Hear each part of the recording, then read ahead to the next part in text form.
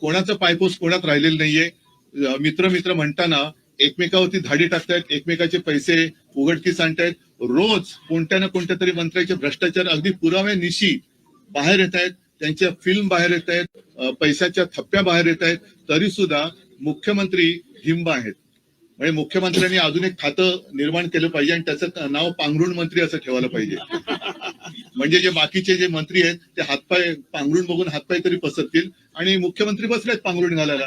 त्याच्यामुळे इतर खात्या माझ्या सूचना तर जाऊ दे ना, इतर खात्याच्या बरोबरीने मुख्यमंत्र्यांनी पांघरुण खातं हे तयार करावं आणि स्वतः त्याचं चार्ज घ्यावा. कारण त्यांच्याकडे म्हणजे मला मुख्यमंत्र्यांची दया होते की कोण होतास तू, काय झालास तू, एवढ्या सगळ्या भ्रष्टाचाराने जवळ घेतलंस तू, स्वतःच्या पांघरुणात घेतलंस तू, काय होतास तू, काय झालंस तू, भ्रष्टाचारानं पांघरुणात घेतलंस तू.